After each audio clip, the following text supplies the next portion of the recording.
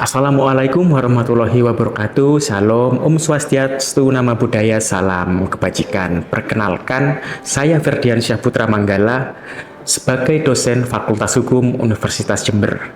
Pada hari ini, saya akan melakukan unjuk kerja Tridharma Perguruan Tinggi terkait mata kuliah Hukum Jaminan dengan kode mata kuliah HKP 1654. Adapun deskripsi mata kuliah hukum jaminan ini. Mata kuliah hukum jaminan di Fakultas Hukum Universitas Jember berbobot 2 SKS dan ditawarkan pada semester 6, yaitu pada kekhususan konsentrasi hukum keperdataan. Adapun mata kuliah hukum jaminan ini memuat beberapa materi yang di dalamnya terkait pengertian jaminan, kemudian macam-macam jaminan, kemudian jaminan gadai, jaminan fidusia, jaminan hipotek, maupun jaminan hak tanggungan. Nah, kemudian adapun capaian pembelajaran lulusan dan capaian pembelajaran mata kuliah yang menjadi target sasaran dari mata kuliah hukum jaminan ini, yaitu adapun capaian pembelajaran lulusan, yaitu mendukung capaian pembelajaran lulusan agar mahasiswa mampu memahami teori terkait hukum jaminan tersebut. Akhirnya dari capaian pembelajaran lulusan diturunkan lagi menjadi capaian pembelajaran mata kuliah di dalam hukum jaminan ini.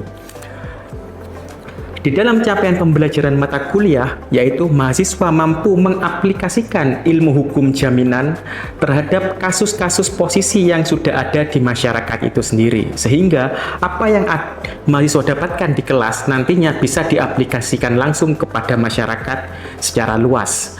Sehingga tidak hanya teori saja di kelas, tetapi dapat mengaplikasikan ilmu yang didapat di kelas terkait hukum jaminan tersebut di masyarakat luas. Jadi seperti itu.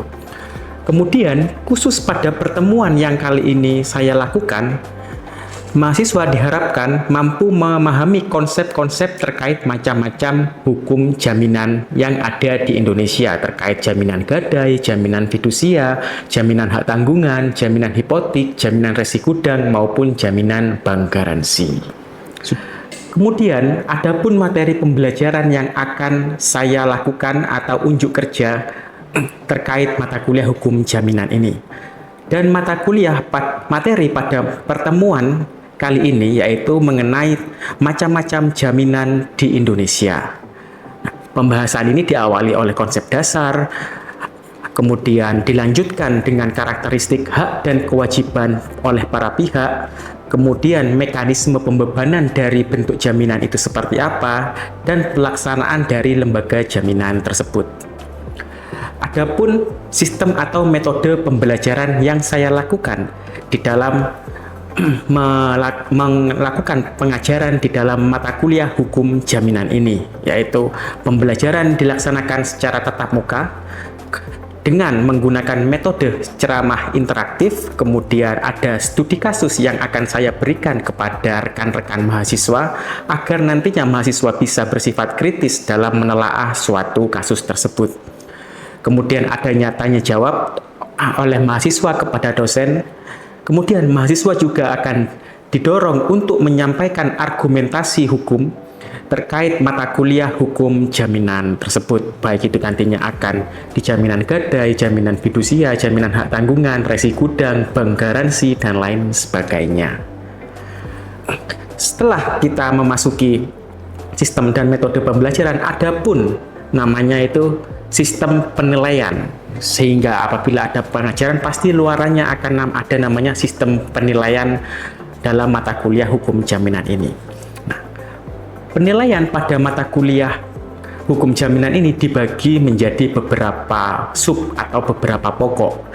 Yang pertama yaitu terkait proyek, terkait menganalisa hukum jaminan yang nantinya akan masuk ke dalam ujian akhir semester sebesar 50%. Kemudian ada diskusi atau tugas kelompok yang besarnya nantinya 30%. Kemudian presentasi setiap kelompok nantinya di depan kelas, sehingga terkait muatan-muatan di dalam diskusi tersebut dipresentasikan di depan kelas sebanyak 20%. Jadi seperti itu.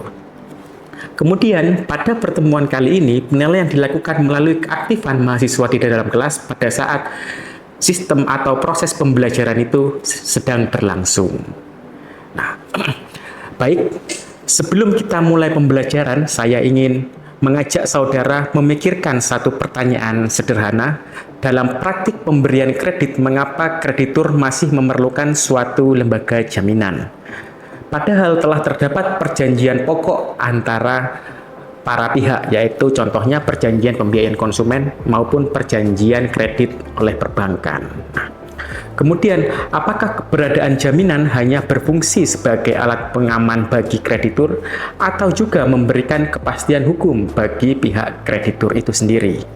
Pertanyaan tersebut akan kita bahas bersama melalui materi pada pertemuan ke-6 ini dengan materi yang isinya macam-macam jaminan yang ada di Indonesia. Selanjutnya, berikut saya sampaikan rekaman proses pembelajaran mata kuliah Hukum Jaminan. Selamat menyaksikan. Assalamualaikum warahmatullahi wabarakatuh. Waalaikumsalam warahmatullahi wabarakatuh. Salam, Om Swastiastu, Namo Buddhaya, salam kebajikan. Senang sekali kita bisa bertemu kembali teman-teman pada hari ini. Pada pertemuan kelima, yaitu di mata kuliah Hukum Jaminan. Di mata kuliah kali ini, dan pada pertemuan kali ini, kita akan membahas mengenai macam-macam jaminan kebendaan di dalam hukum Indonesia. Nah, sudah kita ketahui sebelumnya terkait pengertian jaminan, kemudian pengertian benda, kemudian benda apa saja yang dapat dijaminkan, kemudian macam-macam jaminan. Karena di dalam hukum jaminan, teman-teman, itu tidak hanya mengatur mengenai jaminan kebendaan, tetapi ada juga namanya jaminan perorangan. Kalau misalnya di bahasa Belandanya yaitu borg atau borgtocht. Nah, tetapi pada pertemuan siang kali ini, teman-teman, kita akan membahas mengenai macam-macam jaminan kebendaan yang ada di Indonesia. Mungkin nantinya teman-teman juga pasti familiar atas nama dari jaminan-jaminan tersebut. Nah, sebelum masuk kepada pemaparan materi atau materi siang kali ini, ada beberapa hal yang perlu saya jelaskan, teman-teman. Semoga hal tersebut dapat teman-teman pahami secara saksama. Nah, ini teman-teman. Nah, mungkin teman-teman, mengapa sih jaminan kebendaan itu dibutuhkan? Jadi seperti itu. Nah, ini merupakan pertanyaan mendasar karena kita sudah berbicara hukum perikatan, hukum kontrak di semester sebelumnya. Apabila dua subjek hukum, baik itu orang perorangan maupun badan hukum, kan dapat melakukan suatu perbuatan hukum di situ. Jadi perbuatan hukum keperdataan di sini yaitu salah satunya membuat suatu perjanjian. Nah, dengan adanya perjanjian, teman-teman, kita sudah tahu di situ di pasal 1338 di buku 3 tentang asas-asas perjanjian. Ada namanya asas yang tidak dapat disimpangi, yaitu asas pacta sunt servanda, yaitu apabila kedua orang atau kedua belah pihak telah sepakat terhadap isi dari perjanjian, maka perjanjian tersebut berlaku sebagai undang-undang bagi yang membuatnya. Itu berlaku secara universal terhadap perjanjian apapun, meskipun itu perjanjian jual beli, perjanjian utang piutang, perjanjian kredit, perjanjian pembiayaan konsumen, dan perjanjian asuransi yang perjanjian yang serumit perjanjian asuransi. Jadi seperti itu, teman-teman. Tetapi dengan adanya hal tersebut, banyak subjek hukum atau banyak para pihak yang masih was-was atau masih riskan meskipun sudah diatur di pasal 1338. Nah, oleh karena itu jaminan itu dibutuhkan, teman-teman, agar membuat seorang kreditur itu mempunyai kekuatan hukum atau mempunyai kepercayaan diri untuk memberikan utang kepada pihak debitur. Jadi seperti itu. Meskipun di situ ada perjanjian utang piutang yang tidak ada jaminannya, itu juga bisa dilakukan atau sah menurut pasal 1320, teman-teman. Nah, tetapi dengan adanya jaminan, maka seorang kreditur, misalnya seorang perbankan yang memberikan kredit kepada nasabahnya, itu bisa lebih percaya diri apabila nantinya di kemudian hari seorang nasabah tersebut tidak dapat membayar utangnya, sehingga ada jaminan yang bisa dimiliki atau yang sedang dipegang oleh pihak debitur, kreditur itu sendiri. Jadi seperti itu teman-teman. Nah, kemudian perkembangan pesat kegiatan pembiayaan dan perkreditan di Indonesia yang membutuhkan instrumen hukum yang handal itu sudah pasti. Contohnya perkembangan kegiatan pembiayaan dan perkreditan itu contohnya di lembaga pembiayaan bank maupun lembaga pembiayaan non-bank. Nah, contoh lembaga pembiayaan non-bank yaitu seperti Adira Finance, kemudian apapun yang belakangnya ada tulisan finance itu merupakan lembaga pembiayaan non-bank. Yang lainnya, yang ada misalnya BNI, Mandiri, dan lain sebagainya itu merupakan lembaga pembiayaan perbankan. Dan pengawasnya juga berbeda. Kalau misalnya di lembaga pembiayaan non-bank yang mengawasi OJK, kalau misalnya di lembaga pembiayaan perbankan yang mengawasi Bank Indonesia. Jadi seperti itu, teman-teman. Nah, karena resiko wan prestasi di dalam setiap perjanjian utang piutang menimbulkan kerugian nyata bagi kreditur, maka hukum jaminan atau jaminan tersebut harus hadir. Nah, contoh nyata, teman-teman. Kehadiran negara dalam dalam membuat suatu instrumen hukum di sini yaitu dengan lahirnya Undang-Undang Nomor 4 Tahun 96 tentang hak tanggungan. Kemudian Undang-Undang Nomor 42 Tahun 99 tentang jaminan fidusia dan lain sebagainya. Jadi seperti itu. Kemudian hukum wajib melindungi kepentingan kreditur sekaligus menjaga hak-hak debitur secara seimbang. Nah, kemudian jaminan kebendaan memberikan kepastian hukum atas pelunasan utang melalui hak kebendaan yang kuat. Nah, kemudian pertanyaan pemantik di sini, apakah setiap utang harus dijaminkan dengan suatu benda? Ada yang bisa jawab, Pak? Saya, Pak. Ya. Tidak harus, Bapak. Karena sebagaimana dijelaskan sama Pak Ferdi tadi, semua perjanjian itu asasnya di 1338 yaitu Pacta Sunt Servanda. Jadi kalau emang perjanjian yang sudah dibuat sepakat beberapa pihak, maka itu harus dilakukan karena berlaku sebagai undang-undang bagi yang membuatnya. Jadi kalau dia utang nggak ada jaminan tuh ini KTA, Bapak. Tanpa agunan. Jadi Ya, seperti itu, Bapak. betul. Siap. Benar sekali yang dijelaskan oleh Mas Ega di sini. Jadi setiap perjanjian yang dibuat oleh kedua belah pihak itu sebenarnya tidak perlu adanya jaminan sebenarnya. Nah, tetapi kalau misalnya kita membuat suatu perjanjian, kita sebagai kreditur di sini teman-teman, kemudian ada teman kita hutang dan lain sebagainya, dan teman kita sebagai debitur untuk memberikan kita suatu barrier agar teman kita itu bisa membayar hutangnya, kita selayaknya memberikan suatu jaminan di situ. Nah, baik itu berupa jaminan benda bergerak maupun jaminan benda tidak bergerak. Jadi seperti itu, teman-teman. Nah, yang perlu teman-teman pahami di sini bahwa letak hukum jaminan itu, teman-teman, yaitu di antara hukum perikatan dan hukum kebendaan. Jadi seperti itu. Nah, kalau misalnya kita buat diagram Venn, kalau misalnya teman-teman baca bukunya Tan Malaka yang Madilog kan pasti ada namanya diagram Venn di situ. Nah, di sini merupakan letak hukum jaminan.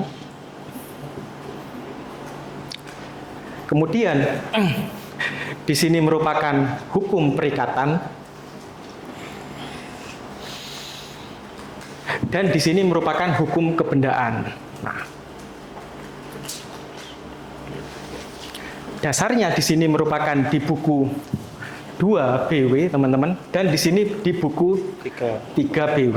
Nah, jadi seseorang apabila ingin memahami atau memahami konsep suatu jaminan di sini, karena di sini memang bidang kepakaran saya di hukum jaminan, teman-teman, mungkin nanti juga disertasi saya terkait hukum jaminan juga.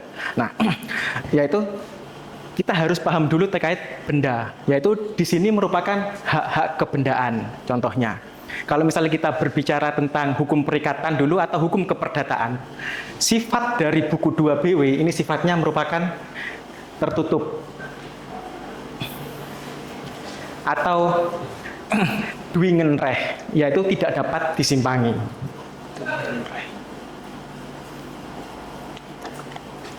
Nah, jadi maksudnya sifatnya di buku 2 Kitab Undang-Undang Hukum Keperdataan itu tertutup bahwa seseorang tidak dapat membuat hak-hak kebendaan atau membuat suatu benda-benda di luar buku 2 BW. Contohnya di buku 2 BW kan ada namanya benda bergerak, benda tidak bergerak, benda berwujud, benda tidak berwujud, benda habis pakai, benda tidak habis pakai, dan lain sebagainya. Jadi semua orang, semua subjek hukum yang ada di wilayah Indonesia itu wajib tunduk di dalam buku 2 BW terkait kebendaan itu sendiri, tentang hak-hak kebendaan, misalnya tentang hak milik, hak sewa, hak guna usaha, hak guna bangunan, dan lain sebagainya. Jadi tidak bisa membuat hak-hak kebendaan baru atau nama-nama benda baru, sifat-sifat benda baru di luar buku 2 BW. Jadi seperti itu, teman-teman.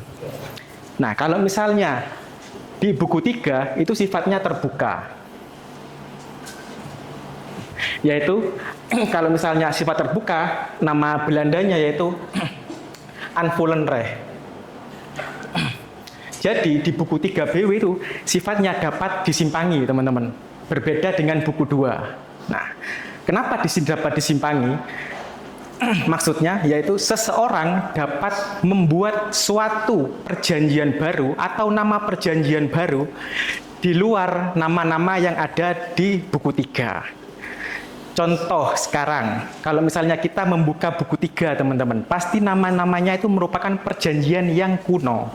Contohnya kuno terkait perjanjian pinjam-meminjam, perjanjian sewa-menyewa, perjanjian jual-beli, perjanjian pinjam pakai, perjanjian habis pakai, dan lain sebagainya. Tetapi seiring dengan berjalannya waktu, teman-teman,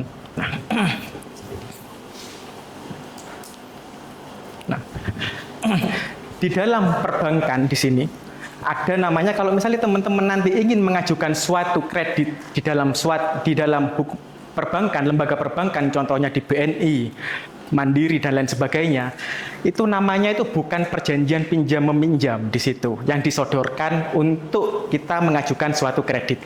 Tetapi namanya yaitu perjanjian kredit. Nah, di dalam buku 3 BW nggak ada namanya perjanjian kredit. Jadi seperti itu.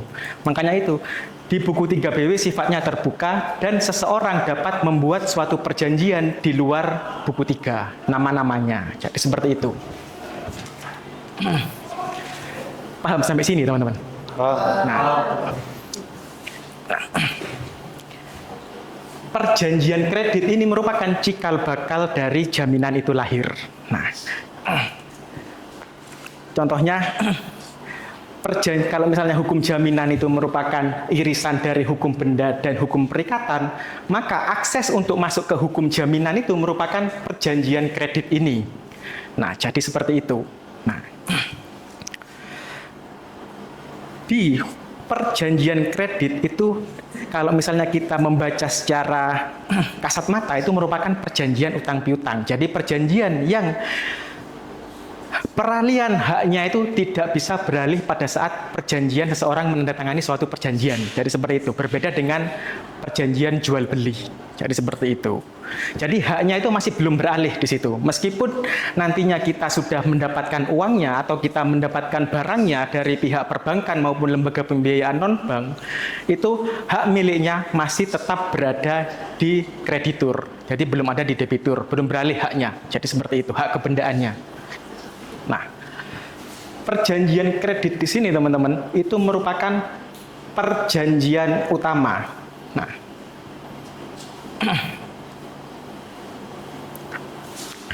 yang kemudian dengan adanya perjanjian kredit seperti yang dijelaskan oleh Mas Ega tadi, meskipun perjanjian kredit ini tidak diberikan suatu jaminan, itu tidak apa-apa.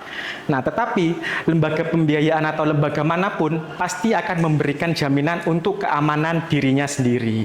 Jadi seperti itu. Nah, akhirnya masuklah atau ditambahkanlah hukum jaminan di sini, teman-teman. Nah, jaminan tersebut merupakan sifatnya aksesor, yaitu tambahan. Nah, maksudnya tambahan di sini, tapi tidak dibuat suatu perjanjian tersendiri. Jadi ikut ditambahkan pasal di sini. Jadi perjanjian kan ada beberapa pasal di situ. Nah, nanti ditambahkan pasal, biasanya itu di pasal 7 atau pasal 8 dan lain sebagainya, terserah. Nanti ada namanya itu klausulnya yaitu berupa jaminan. Jadi seperti itu. Nah, dengan adanya klausul suatu jaminan, meskipun judulnya itu perjanjian kredit, ini merupakan dua perjanjian yang berbeda. Apabila perjanjian utamanya ini sudah hangus, atau misalnya perjanjian utamanya ini batal demi hukum, otomatis perjanjian tambahannya pun juga. Jadi seperti itu. Jadi perjanjian jaminan itu tidak bisa berdiri sendiri. Ini ada beberapa asas atau prinsip seperti kalau saya mengajar Mas Ega di semester lalu terkait asas-asas di dalam hukum acara perdata, di hukum jaminan pun ada namanya asas hukum jaminan. Jadi seperti itu. Yang pertama yaitu asas publisitas, teman-teman. Nah, yaitu setiap benda yang dibebani oleh jaminan, baik itu jaminan apapun, itu wajib didaftarkan. Kalau misalnya bendanya itu merupakan jaminan fidusia, maka bendanya harus didaftarkan kepada kantor Kementerian Hukum dan HAM agar terbit sertifikat fidusia untuk eksekusi di kemudian hari oleh pihak kreditur. Kalau misalnya bendanya dibebani oleh hak tanggungan, maka didaftarkan kepada kantor ATR BPN wilayah setempat, sehingga agar terbit sertifikat hak tanggungan apabila di kemudian hari debitur cedera janji atau wan prestasi, maka pihak kreditur dapat mengeksekusi benda jaminan tersebut. Nah, ini merupakan macam jaminan kebendaan. Nah, ini dasarnya berbeda semua. Nah, misalnya yang pertama gadai dan fidusia. Kalau misalnya teman-teman ingin ingin menelaah atau membedakan lebih gampangnya, kalau gadai dan fidusia bendanya itu bergerak. Kalau misalnya hak tanggungan dan hipotek bendanya tidak bergerak. Nah, kalau hak tanggungan contohnya rumah, kemudian tanah dan lain sebagainya. Nah, dan hipotek itu saat ini sudah tidak berlaku lagi, hanya berlaku kepada pesawat terbang dan kapal laut. Dulu sebelum lahir Undang-Undang 4 tahun 96, tanah, rumah dan lain sebagainya, pekarangan itu dijaminkannya dengan hipotek sebelum lahirnya hak tanggungan. Nah, setelah lahirnya Undang-Undang Nomor 4 tahun 96, hipotek hanya berlaku kepada pesawat udara dan kapal laut, dan lembaga penjaminnya yaitu Syah Bandar. Kalau misalnya teman-teman kemana ke pelabuhan pasti ada lembaga kesyah bandaran. Jadi seperti itu merupakan tempat lembaga penjaminan berupa kendaraan seperti kapal laut, pesawat terbang. Jadi seperti itu. Nah, ini ada beberapa karakteristik terkait gadai, fidusia, hak tanggungan dan hipotek. Dan ini merupakan dasar hukumnya. Misalnya kalau ini di KUH Perdata pasal 1150, ini di Undang-Undang 42 tahun 4299, kalau misalnya hak tanggungan di 496, di KUH Perdata di pasal 1162 di terkait hipotek itu sendiri. Jadi seperti itu, teman-teman. Nah, di sini teman-teman, kita melihat di pasal Undang-Undang 42 tahun 99, di pasal 11 ayat 1, benda yang dibebani jaminan fidusia itu wajib didaftarkan. Nah, kemudian kalau misalnya kita berbicara, tetapi banyak sekali lembaga-lembaga di Indonesia ini tidak mendaftarkan benda jaminan tersebut.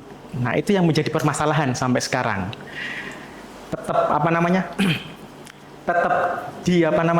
Tetap dilaksanakan isi perjanjiannya, tetapi lembaga benda tersebut tidak didaftarkan di Kementerian Hukum dan HAM. Padahal di pasal 11 itu sudah jelas dikatakan bahwa benda yang dibebani dengan jaminan fidusia wajib didaftarkan. Jadi seperti itu. Itulah yang menjadi masalah sampai saat ini.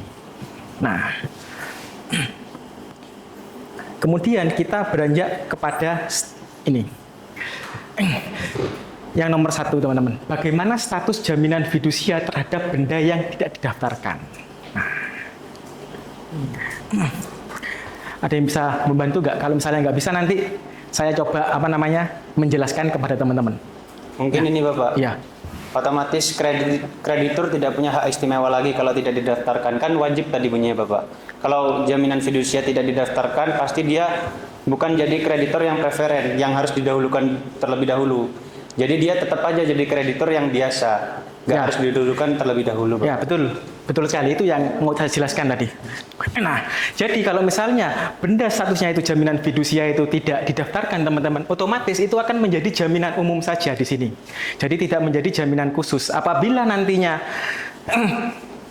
ada lembaga pembiayaan lain atau ada kreditor lain yang memegang ini, maka benda yang ini tidak akan mendapatkan pelunasan terlebih dahulu. Jadi yang mendapatkan pelunasan terlebih dahulu merupakan benda yang ada di sini. Jadi seperti itu.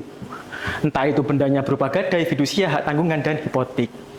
Jadi seperti itu. Nah, kemudian bagaimana eksekusi benda jaminan fidusia yang tidak didaftarkan? Nah, yang perlu teman-teman pahami di sini, tadi saya menjelaskan terkait eksekusi secara serta-merta terhadap benda jaminan yang sudah didaftarkan menggunakan sertifikat fidusia. Nah, tetapi saya lupa di sini bahwa ada putusan Mahkamah Konstitusi, teman-teman, di tahun 2019 terkait eksekusi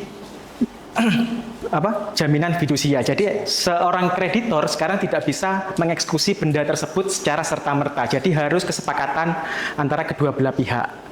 Apabila salah satu pihak ternyata tidak sepakat terhadap eksekusi tersebut, maka pihak kreditor dapat mengajukan penetapan ke pengadilan untuk mengeksekusi benda tersebut. Jadi yang mengeksekusi nanti pengadilan melalui jurusita itu, teman-teman. Jadi seperti itu. Nah, ada yang ditanyakan kah? Mungkin dari luar konteks ini terkait hukum jaminan, teman-teman.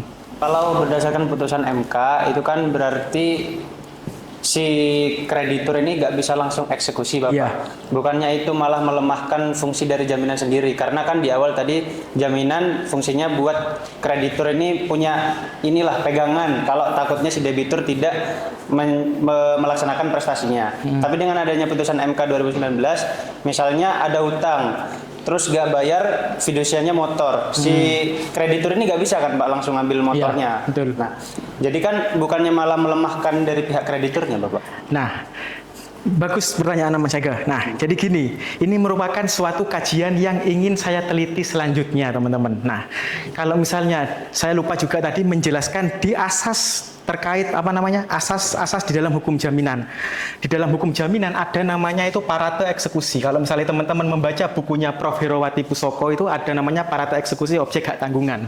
Dan itu parate eksekusi sifatnya berlaku universal kepada seluruh hukum jaminan. Jadi seperti itu. Nah, parate eksekusi itu merupakan eksekusi sepihak seperti yang sesuai seperti sertifikat fidusia, sertifikat hak tanggungan, dan lain sebagainya.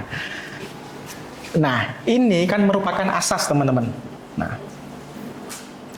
kalau misalnya kita belajar mengenai struktur ilmu hukum di sini kan misalnya ada namanya dogmatika hukum. Kemudian di sini ada teori hukum. Di sini merupakan filsafat hukum. Nah, kalau misalnya kita melihat tatarannya seperti piramida, seperti di hierarki peraturan perundang-undangan, ini namanya hierarki di dalam ilmu hukum. Asas kan tingkatannya ada di sini, teman-teman. Nah, apabila asas tingkatnya ada di atas kan tidak dapat disimpangi. Contohnya asas apapun, contohnya asas legalitas di dalam hukum pidana, tiada pidana tanpa kesalahan. Maka itu kan tidak dapat disimpangi. Seseorang tidak dapat diberikan pidana apabila tanpa ada kesalahan terlebih dahulu, kan seperti itu. Kalau putusan Mahkamah Konstitusi itu merupakan suatu norma kan letaknya di sini di dogmatika hukum. Nah, apabila di dogmatika hukum kan pasti tingkatannya lebih tinggi asas di sini. Harusnya kalau menurut pendapat saya, teman-teman, maka lebih tinggi parate eksekusi di sini. Jadi seseorang dapat melakukan suatu atau seorang kreditur tetap bisa melakukan suatu eksekusi secara serta-merta itu sendiri dengan dasar parate eksekusi. Jadi seperti itu sih kalau menurut saya. Apabila sudah tidak ada, terima kasih teman-teman untuk pertemuan kali ini. Semoga nantinya teman-teman bisa mendapatkan tambahan atau insight, dan saya juga mendapatkan banyak insight terhadap pertemuan kali ini, teman-teman. Atas kehadirannya terima kasih, semoga sehat selalu. Wassalamualaikum warahmatullahi wabarakatuh. Shalom, Om Swastiastu, Namo Buddhaya, salam kebajikan, selamat siang.